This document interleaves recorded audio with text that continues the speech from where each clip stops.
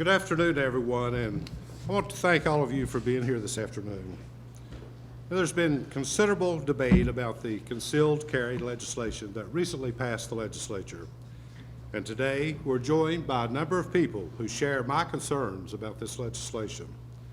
A few of them are here today to voice their opinions before I officially take action on this bill. I'd like to start things off today with the President of the Kanawha County Commission, Mr. Ken Carper. Mr. President. Thank you, Governor. Absolutely. Thank you. Before we get started, Governor Tomblin and I have been apprised this morning of the death of one of the finest, most upright, decent law enforcement officials this state has ever seen, Colonel Buckalew. And Governor, if I may, I think we might ask everyone to remember Colonel Buckalew and his family. And I will guarantee you one thing, he would like to be here to stand with you today on this issue. Thank you. This matter is not about anything other than public safety. The issue is quite simple. Will we continue to do the same type of protection for the public that this state has enjoyed for a very long time? I would like to ask the press if they'd pan their cameras for 1 second and take a look at this room. Do we seriously want to send our law enforcement officials out, the men and women of law enforcement, and take away any chance they have to come home safely? These men and women protect us. And I would hope the citizens of the state of West Virginia would applaud the courage and the leadership of Governor Tomblin on this issue. I know they do. I know we do.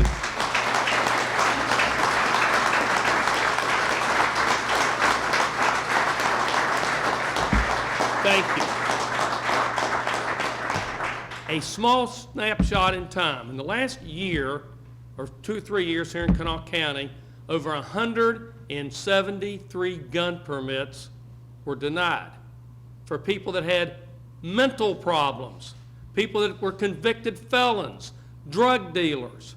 Do we really want to take away a sensible protection for our law enforcement, and for that matter, our children and grandchildren? That's what this bill does. This ridiculous bill even allows people to carry a switchblade and brass knuckles. Now you tell me where that's at in the Second Amendment. It is not.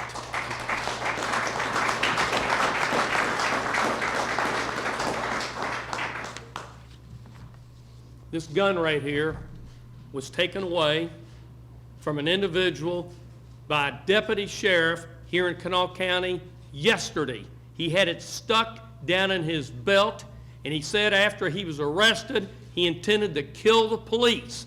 This bill would have allowed him to keep his gun stuck in his belt and then stick it in the belly of a police officer.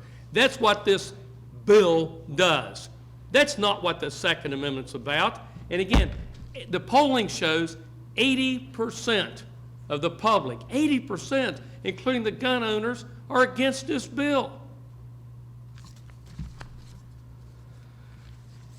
Oh, by the way, they'd have had to let him go because he'd have been allowed to do this. These guns right here were taken away from 2 individuals yesterday in the town center mall, walking around where our children or our grandchildren. This gun right here was taken away from someone here in Kanawha County from North Carolina who had no gun permit. Now, it's really simple. This is a bad bill, and if it's such a great idea, then why don't the people of West Virginia vote on it? This thing would fail in a referendum by 80%. Governor, we applaud your actions. We ask you to protect our men and women of law enforcement so they can go home to their kids. And also, we want you to protect our children and our grandchildren when they're in school. This is a bad bill, and I hope the governor does what I anticipate he'll do. I've never been to a veto ceremony before. We don't have them very often. I'll turn this over to the real police. Thank you, Governor, for allowing me to be here.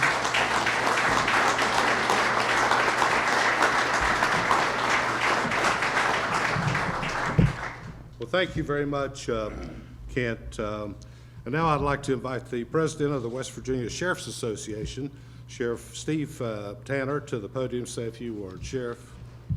Governor, thank you. Absolutely. Today I'm here on behalf of the sheriffs throughout the state that we are in unanimous agreement that this is just bad law. It endangers law enforcement and endangers the public, and it is not a constitutional issue. We have a system in this state that works very, very well, and we should keep the system that we have. It is a good system, and no person has been denied who has the right to have these weapons. So we are not against anyone having guns. We are all gun owners. We all support the Constitution of the United States and of West Virginia, and we support it with our very lives. We do not oppose good laws, but when something is obviously a danger to law enforcement and the public, we have to express our concerns. You know, West Virginia and the United States is a republic, and by definition, in a republic, our representatives represent the will of the majority of people, and our laws are supposed to reflect the values of the majority of our people.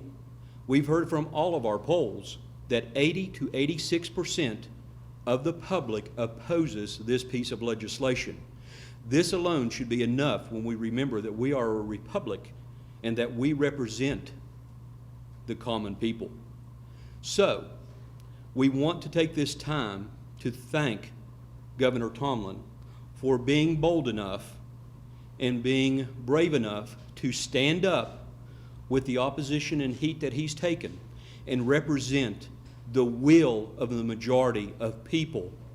We thank him for his courage in this, but we also truly thank him for his desire to protect law enforcement and keep our communities safe.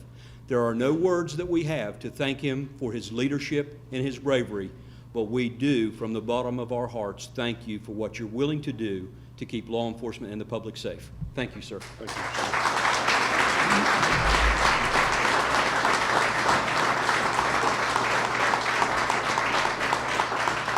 Thank you very much, Sheriff. At this time, I'd like to invite the Vice President of the State Fraternal Order of Police and the Executive Board Member of the West Virginia Chiefs of Police Association, Mr. Joe Crawford, to the podium. Joe. Thank you, Governor. Good to see you. Good to see you. Governor, thank you very much, and we'd like to stand united. You can look back across this room, and Governor, last year when you vetoed this bill, we applauded your efforts, we stood behind you, and we still stand behind you. We thank you for your support and you taking the lead on this and pressing on to veto this bill. We stand behind you collectively, and some will tell you and submit to you that this is not an officer safety issue. I submit to you there is. I've got a son that's a deputy sheriff. He's out there working the streets day and night, just like the men and women you see behind you. Go out and ask them. You got the polling numbers. I don't think nobody will dispute those polling numbers of 80%. That's a low number. That disagree and think this is a bad piece of legislation. But you go out and ride around 2 o'clock in the morning when you're out driving in these neighborhoods and these high crime areas and let them show you how they have to perform their job. And I submit to you, if this bill passes, which it's not, he's going to veto it. But if this bill passes, it does affect the safety of each and every law enforcement officer in this state of West Virginia. You know, common sense, at some point in time, I testified before the Senate. Common sense at some point in time ought to kick in. And if they don't know and they don't see the response that law enforcement has here today and the support that we have across this state, they'll never get it. So I encourage them, once he vetoes it, they need to think long and hard, because if you look across this state, there's a lot of uniforms and men and women that go out every day and perform their job with admiration and bravery. Thank you, Governor.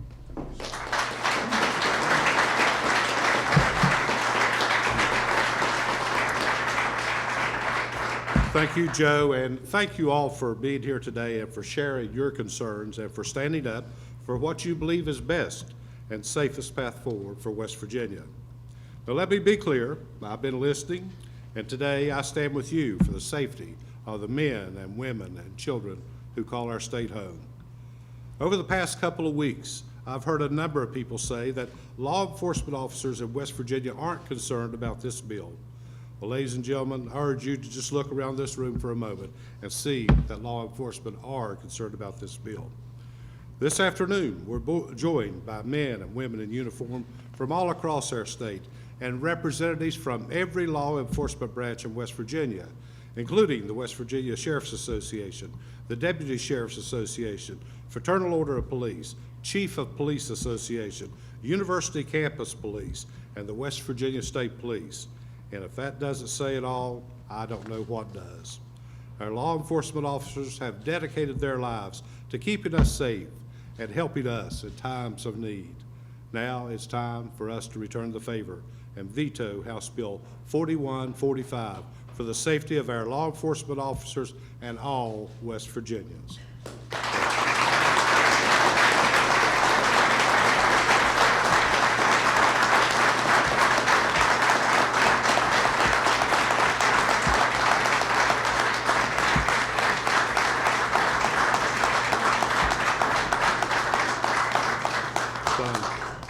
Thank you, Governor. And thank you all for being here, and thank you for the job that you do every day for our people all across the state of West Virginia.